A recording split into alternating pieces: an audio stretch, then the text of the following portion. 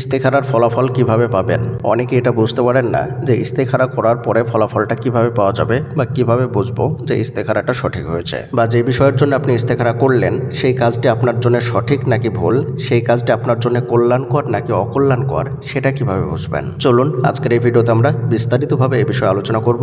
ভিডিওটি শেষ পর্যন্ত মনোযোগ সহকারে শুনবেন, তাহলে ইস্তেখারার সঠিক ফলাফল বুঝতে পারবেন ইনশাআল্লাহ। প্রথমে আমরা ইস্তেখারা সম্পর্কিত যে হাদিস আছে সে হাদিসটি দেখে আসি। এই হাদিসটি বুখারী শরীফের 6382 নম্বর হাদিস। জাবির ইবনু আব্দুল্লাহ রাদিয়াল্লাহু তাআলা আনহু বলেন, রাসূলুল্লাহ সাল্লাল্লাহু আলাইহি ওয়াসাল্লাম আমাদেরকে প্রত্যেক কাজের ব্যাপারে ইস্তেখারা শিক্ষা দিতেন, যেমন তিনি আমাদেরকে কোরআনের সূরা শিক্ষা দিতেন। তিনি বলেছেন, তোমাদের কেউ কোনো কাজ করার ইচ্ছে করলে ফরজ নামাজ ছাড়া 2 রাকাত নামাজ পড়বে, এরপর ইস্তেখারার দোয়া করবে এবং নিজের প্রয়োজনের বিষয়টি উল্লেখ করবে। এরপরে হাদিসের মধ্যে দোয়াটি দেওয়া আছে, দোয়াটি আমরা পরবর্তীতে বলছি। তো চলুন প্রথমে আমরা যেটা বলবো সেটা হচ্ছে ইস্তেখারা কিভাবে করবেন এবং এর ফলাফল কিভাবে পাবেন। এখানে হাদিসের শেষে একটা বিষয় উল্লেখ করা আছে যে আপনি যে কাজের জন্য ইস্তেখারা করছেন সেই কাজটা 2 বার এই দোয়ার মধ্যে উল্লেখ করতে হবে। এই দোয়ার মধ্যে 2টো জায়গা আছে।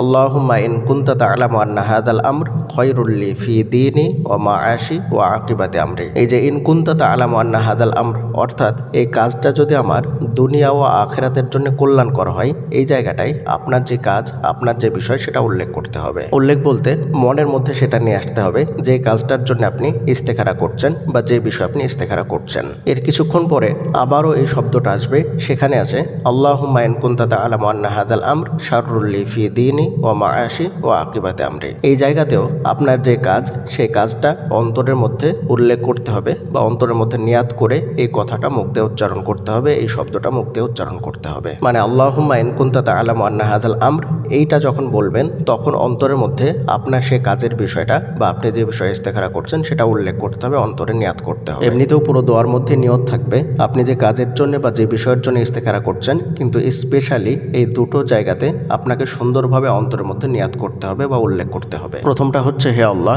এই কাজটা যদি আমার দুনিয়া ও আখিরাতের জন্য কল্যাণকর হয়, আর দ্বিতীয়টা হচ্ছে, হে আল্লাহ, এই কাজটা যদি আমার দুনিয়া ও আখিরাতের জন্য অকল্যাণকর হয়। এই 2 জায়গায় বিশেষভাবে অন্তরের মধ্যে উল্লেখ করতে হবে আপনি যে কাজের জন্য বা যে বিষয়ে ইস্তেখারা করছেন সেই বিষয়টা, সেই কাজটা। এবার বিষয় হচ্ছে যে ইস্তেখারা কোন সময়ে করবেন আর কিভাবে করবেন সেটা একটু আপনাকে জানতে হবে, কারণ এই বিষয়টা আমরা সঠিকটা অনেকেই জানি না। হাদিসের মধ্যে এসেছে ফরজ সালাত বাদে 2 রাকাত সালাত আদায় করতে হবে, অর্থাৎ এই 2 রাকাত সালাত হবে নফল সালাত। এই 2 রাকাত সালাত আদায় করার জন্য নির্দিষ্ট কোনো সময় নেই, শুধুমাত্র 3টে যে নিষিদ্ধ সময় আছে সেই সময় বাদ দিয়ে যে কোনো সময় আপনি 2 রাকাত সালাত আদায় করতে পারবেন। 3টে সময় বলতে যখন সূর্য ওঠে এবং যখন সূর্য মাথার উপরে থাকে আর যখন সূর্য ডোবে, এই 3টের সময় আপনি সালাত আদায় করতে পারবেন না, কোনো সালাতই না। 2 রাকাত সালাত যখন আপনি আদায় করবেন তখন অন্তরের মধ্যে নিয়াত করে নেবেন ইস্তেখারা সালাত। এই নিয়াত করে আপনি 2 রাকাত সালাতে দাঁড়াবেন সুন্দর মতো ওযু করে, এবং অন্যান্য সময় আপনি যেভাবে নামাজ পড়েন, সালাত আদায় করেন, ঠিক সেভাবেই 2 রাকাত সালাত আদায় করবেন। নিয়াত মুখে উচ্চারণ করতে হবে না, অন্তরের মধ্যে নিয়াত থাকলেই হবে।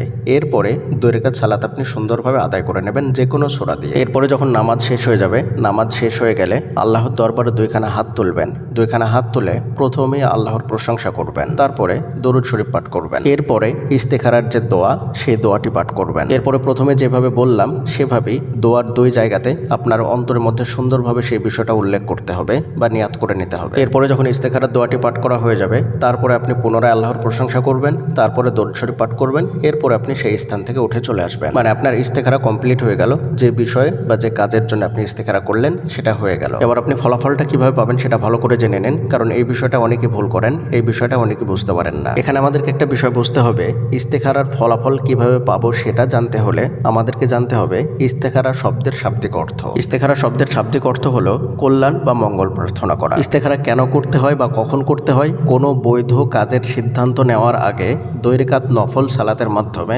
আল্লাহ তাআলার নিকটে কল্যাণ বা মঙ্গল প্রার্থনা করার জন্য ইস্তেখারা করতে হয়। বৈধ বা ভালো কাজের জন্য ইস্তেখারা করতে হয়, কোনো খারাপ কাজ বা হারাম কাজের জন্য ইস্তেখারা করতে হয় না, বা করলেও এর ফলাফল পাওয়া যাবে না বা পাবেন না। এবার ইস্তেখারা তো হয়ে গেল, যদি সেই কাজটা বা সেই ব্যক্তিটা বা সেই জিনিসটা আপনার দুনিয়া ও আখিরাতের জন্য কল্যাণকর হয়, বা আপনিও যদি সেই ব্যক্তির দুনিয়া ও আখিরাতের জন্য কল্যাণকর হন, বা সেটা যদি কোনো কাজ হয়, তাহলে সেটার জন্য যদি আপনি কল্যাণকর হন, তাহলে সেই কাজটা আপনার জন্য খুব সুন্দরভাবে হয়ে যাবে, সেই কাজটা আপনার জন্য সহজ হয়ে যাবে, সবার পক্ষ থেকে সাপোর্ট পাবেন, কাজটা করতে ভালো লাগবে, কাজটার মধ্যে আপনি আনন্দ পাবেন। এগুলোই হচ্ছে ইস্তেখারার ফলাফল বা ইস্তেখারার লক্ষণ। আর যদি উল্টো হয়, সেই কাজটা আপনার জন্য কল্যাণকর না হয়ে অকল্যাণকর হয়, বা আপনার দুনিয়া ও আখিরাতের জন্য অকল্যাণকর হয়, হয় তাহলে সেই কাজটা হবে না, আপনি করতে পারবেন না, আপনি সেই কাজের জন্য অগ্রসর হতে পারবেন না। হয়তো আপনাকে সবাই সাপোর্ট করবে, কিন্তু তারপরেও আপনি সামনে এগোতে পারবেন না, অথবা সবার সম্মতি আপনি ঠিকঠাক মতো পাবেন না। এক কথায় সেই কাজটাতে বিভিন্ন রকমভাবে বাধা আসবে,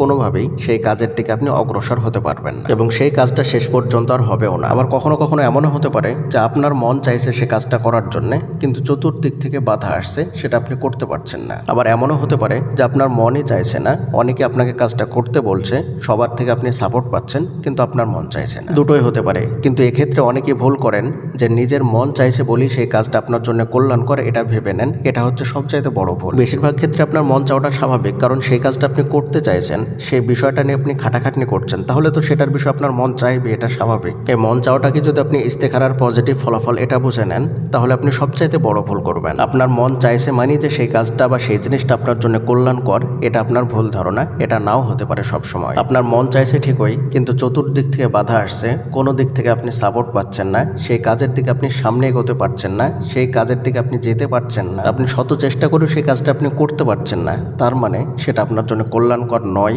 সেই কাজটা আপনার জন্য ভালো নয়, সেটা আপনার দুনিয়া ও আখিরাতের জন্য ঠিক নয়, কল্যাণকর নয়, তাই এত বাধা আসছে। মন ফ্রেশ করে কাজটা করতে পারছেন না। আবার এমনও হতে পারে যে কাজটা আপনার জন্য কল্যাণকর, কিন্তু আপনার মন চাইছে না, আপনার মনের মধ্যে সেই কাজের বিষয়ে কোনো ফিলিংসই আসছে না, কিন্তু চতুর্দিক থেকে আপনাকে সাপোর্ট করছে, সেই কাজে আপনি অটোমেটিক অগ্রসর হয়ে যাচ্ছেন। সবাই আনন্দিত সেই কাজটার বিষয়ে, আপনার না চাইতে সেই কাজটা অটোমেটিক হয়ে যাচ্ছে।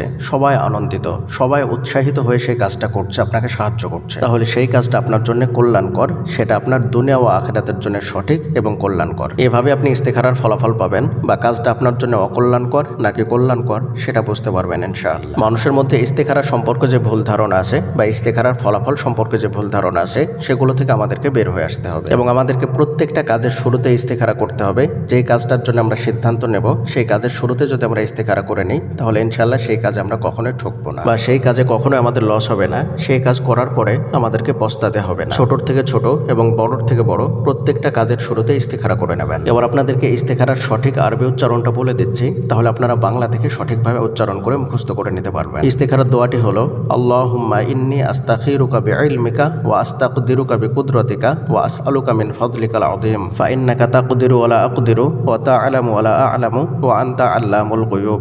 আল্লাহুম্মা ইন কুনতা তা'লামু আন্না হাযাল আমর খায়রুল লি ফি দীনি ওয়া মা'আশি ওয়া আকিবাতি আমরি ফাকদিরহু লি ওয়া ইয়াসসিরহু লি সুম্মা বারিক লি ফিহি ওয়া ইন কুনতা তা'লামু আন্না হাযাল আমর শাররুল লি ফি দীনি ওয়া মা'আশি ওয়া আকিবাতি আমরি ফাসরিফহু আন্নি ওয়াসরিফনি আনহু ওয়াকদির লিয়াল খায়রা হাইসু কানা সুম্মা আরদিনি বিহি। আপনাদেরকে অনুরোধ করব, অবশ্যই এই দোয়াটির অর্থটা মুখস্থ করতে না পারলেও কয়েকবার সুন্দরভাবে পড়ে নেবেন, যাতে করে এর অর্থটা আপনারা ভালোভাবে বুঝতে পারেন। এর অর্থটা বুঝতে পারলে আপনাদের কাছে ইস্তেখারাটা পুরোটা ক্লিয়ার হয়ে যাবে, সুন্দরভাবে ইস্তেখারা কি জিনিস সেটা বুঝে নিতে পারবেন। এই বিষয়ে যদি আপনাদের কোনো প্রশ্ন থাকে, তাহলে অবশ্যই ভিডিওর নিচে কমেন্ট করে জানাবেন। পরিশেষে আল্লাহ তাআলার নিকটে দোয়া করি, আল্লাহ তাআলা যেন আমাদের সকলকে সঠিকভাবে ইস্তেখারা করার তৌফিক দান করুন। আমিন। আসসালামু আলাইকুম ওয়া রাহমাতুল্লাহি ওয়া বারাকাতুহু।